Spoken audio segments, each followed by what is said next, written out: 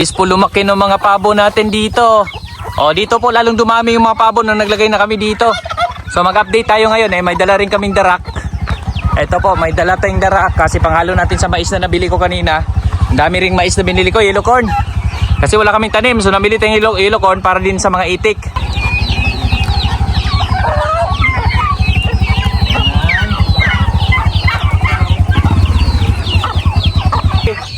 Malapit na mahabol yung yung mga inahin natin.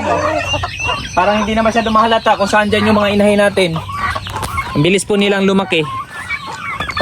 Dito po natin naparami-rami itong pabo kasi doon sa kabila hindi na masyadong dumadami doon kasi nga kung saan lang nangingitlog ngayon.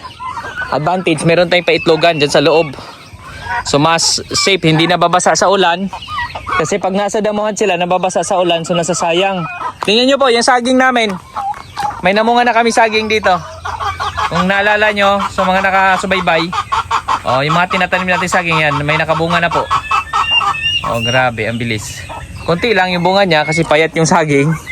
Pero ito naman siguro malalaki yung mga buwig nito. Tapos yung mga tanim ko dito dati, yung binibidyo ko dati na tinatanim nating lansones, yan po ang laki na. Kapantay ko na yung laki. Yung mga avocado natin, ayan. May niyog tayo dito. Nakuha na namin ng buko. Nung lumipat tayo dito, wala pang mga bunga to. Ngayon po, ayan daming bunga ang dami na pong magagandang achievement. Ang kuan lang dito, yung gulay natin, yung inaubos na, pero yung mga saging, mga tanglad, yung mga sisiw, dumadami na dito, manok, pabo. Meron na tayong ma-harvest. Yung dog kong dalawa, malaki na. Ayan, dito yung mga saging, sili, napakaraming bunga. Ayan, yung sili natin, daming bunga. So dito yung langka, tingnan nyo. Lagpas tao na yung taas ng mga langka. Dito sa side to, kalsada yan dyan. Dito ko tinanim para magkaroon ng lilim dito. Ayan, yung ibang langka. Ayan, napakaraming langka po. So ayan, mga saging malaki na yung saging dito sa likod. So yan lang po talaga ang maganda. Ang investment natin sa umpisa, tanim-tanim lang. Habang tumatagal, lumalaki yan. Tulad nito, mga saging, hindi natin namamalayan. Laki na, pati mga prutas. Sunod, may ma-harvest na tayo. So, ayan. Maya-maya, pakain tayo sa mga alaga. Tapos, sa baba po, nandun yung mga itik. Samahan nyo rin ako doon. Update tayo doon sa mga itik. Kumusta na sila ngayon?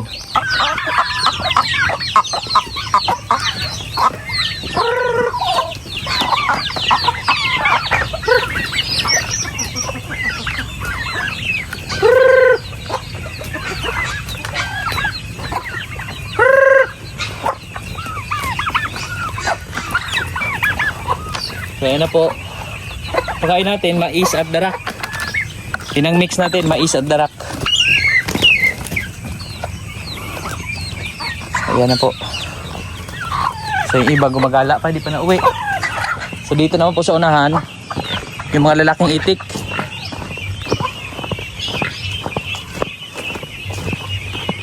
Ito naman po yung mga lalaking itik. Hello.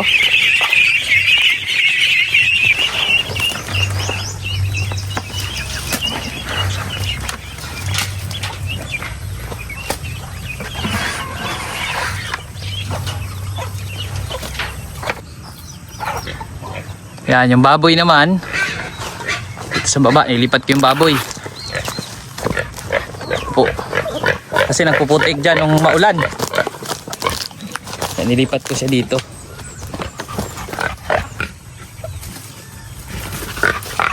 Tudik.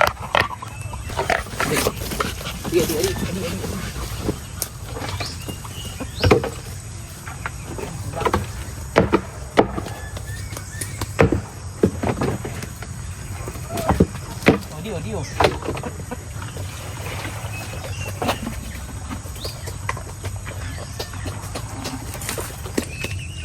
Laki na ng baboy natin. So ito po, pwede gawing inahin ito. Pero pinag-isipan ko pa kung may benta ko naman as patining, pwede rin kasi yung isa nito nandun sa kapatid ko, tapos yung isa nandito. So inisip ko kapag Mag-inahing baboy kasi ako. Gusto ko sana magkapatid na marami na. So bala ko kuha ako ngayon na sa mga anak ng mga inahing baboy namin. Ayan. Ngayon naman po, papunta natin dun sa baba. At napakain na natin lahat ng mga alaga dito. Nakaready na po itong aking papakain. May mais, meron darak. Sa ilalim nito mas maraming mais, yung mga buong mais. Yun po kasi mura pagka binibili yun. 20 pesos per kilo po yung buong mais dito sa area namin. Pag bumili ka dun sa Agribet. Para sa akin mas mura na siya kumpara dun sa Pure Feeds. Tapos, yung darak po, yung isang sako, 500 pesos. Parang nasa 50 kilos din yun. So 10 pesos per kilo po yung darak. So yun yung pinagmix natin, darak mais. Kumbaga itong mga itik natin na nasa mahigit 200 piraso, ang pakain ko is 10 kilos sa umaga, 10 kilos sa hapon. Mix na yon, 5 kilos mais, 5 kilos ang darak. So total of nasa 20 kilos. Natapos 10 kilos ang mais, 10 kilos ang darak.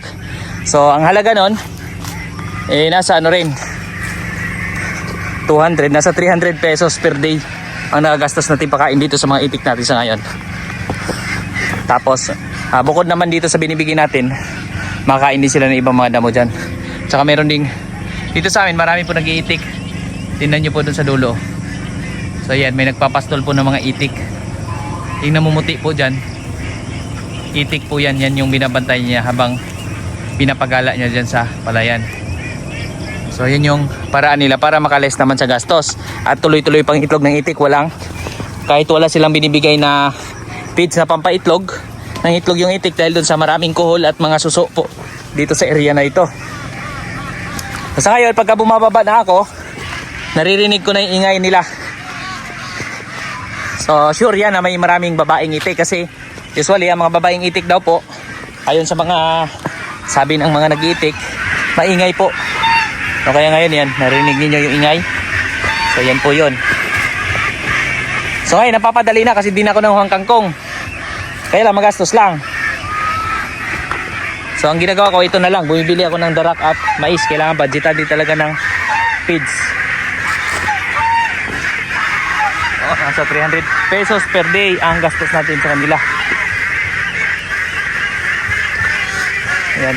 Kasi pag feeds na, mas malaki po gastos nun.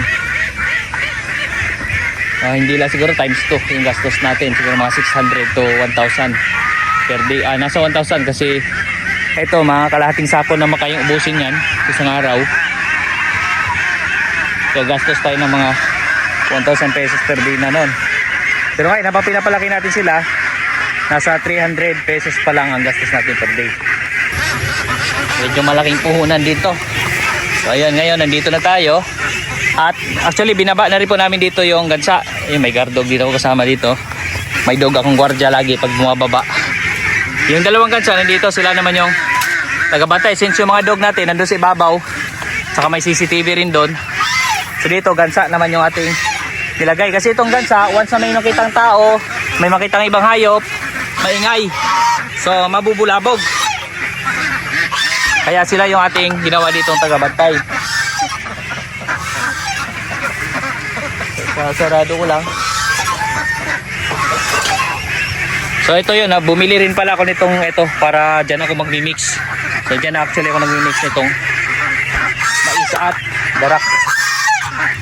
Nagmukbang na yung gansa bago ko pa man mahaluan ng tubig. Mukbang muna sila.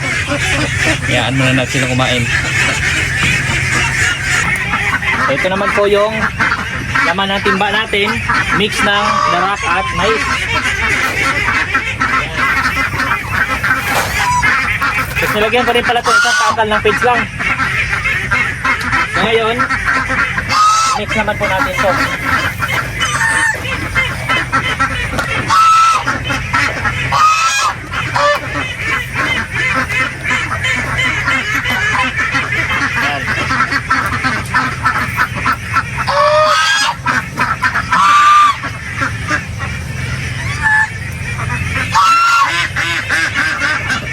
Lagyan natin ng tubig. Ito, vitamins. Lagyan din natin vitamins. Yan.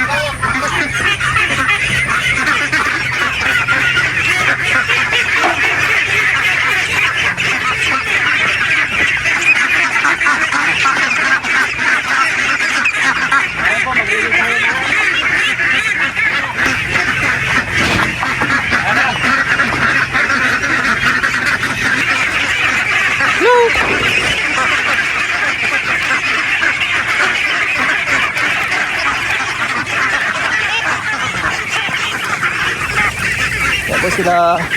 Ayan na po sila. Oh, ayan po. Ilang.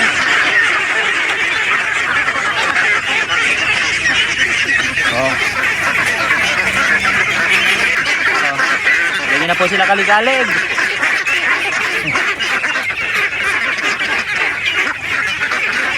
Oh, pakainin na po muna natin. Dito.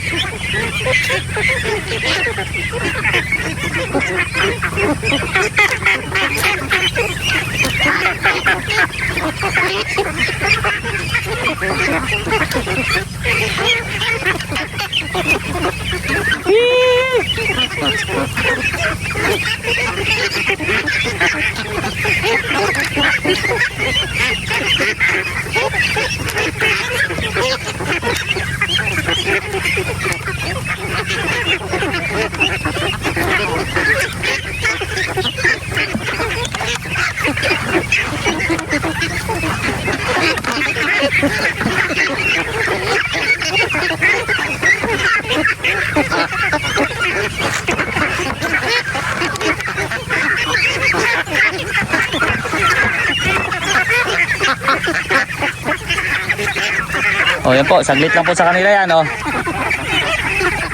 So dito ako nilalatag para masanay, since dito naman po ito yung tuyo yung lupa. So para masanay sila na gumala dyan. Kaya dyan tayo nagpapakain. Ayan.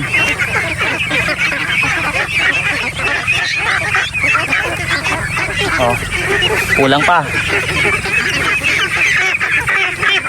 Wala pa ako. Meron pa naman tayo maibigay sa kanila. Ito tayo. Kulang pa.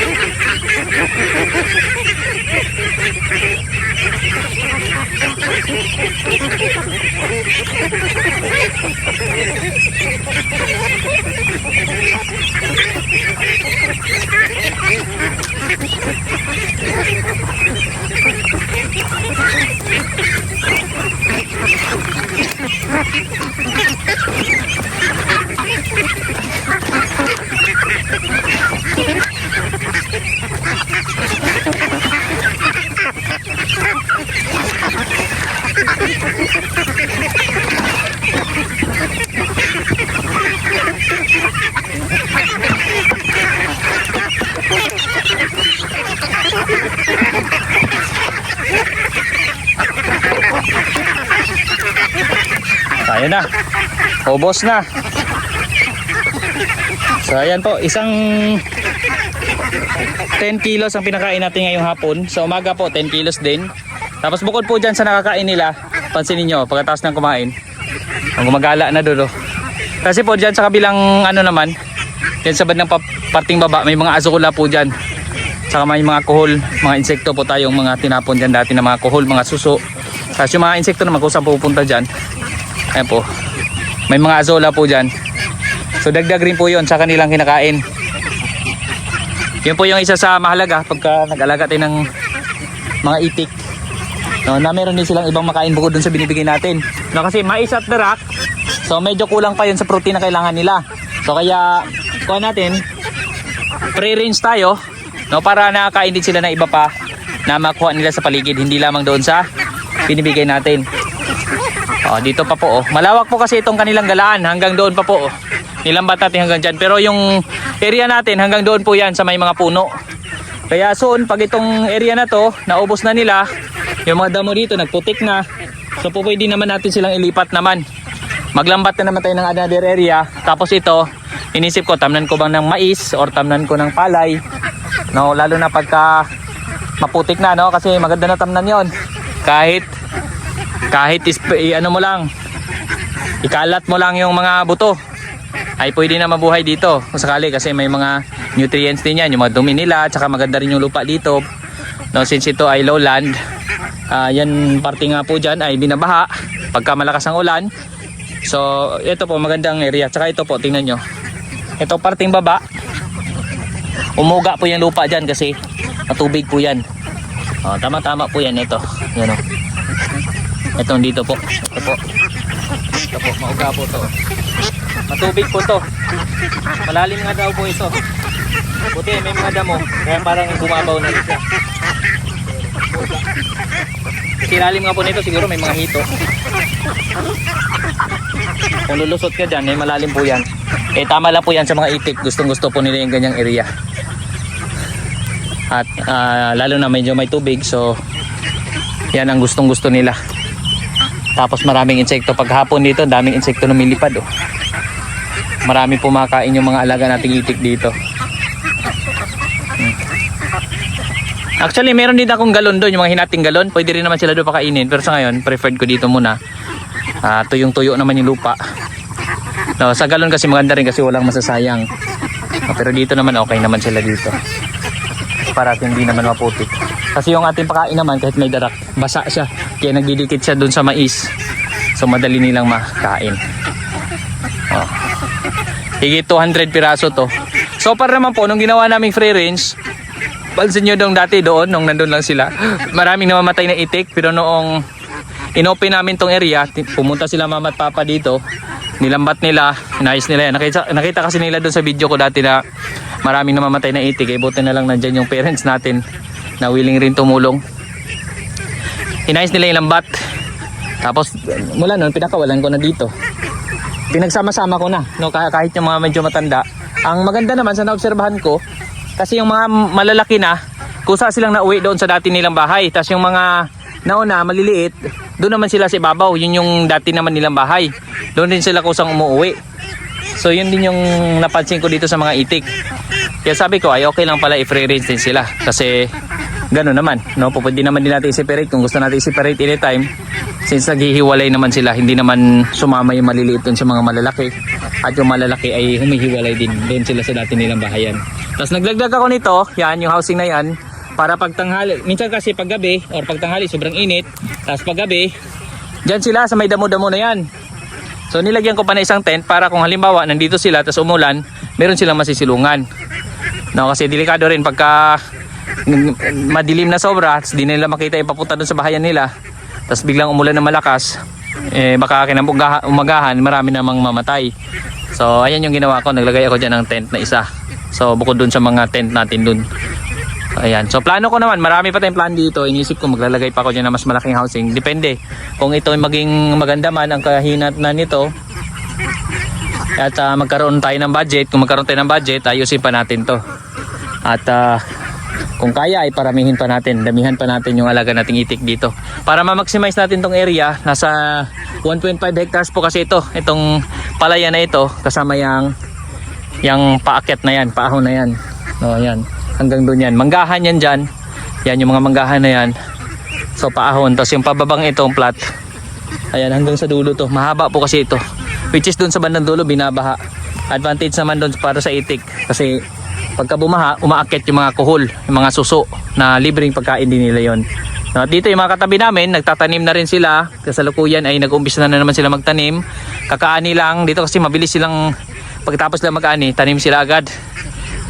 Linis na naman sila ng palayan para mag-umpisa na naman. Sa iba kasi matagal nag-uumpisa. Pagkaani, hinto pa yan ng ilang buwan, tapos bago magtanim ulit. Dito po, dire-diretso sa naobserbahan ko. Kaya medyo maingay po dito, no, dahil sa may mga makinang gumagana dyan. So ayan muna po yung ating update mula dito sa mga alaga natin. At muli po sa inyong lahat, maraming salamat po.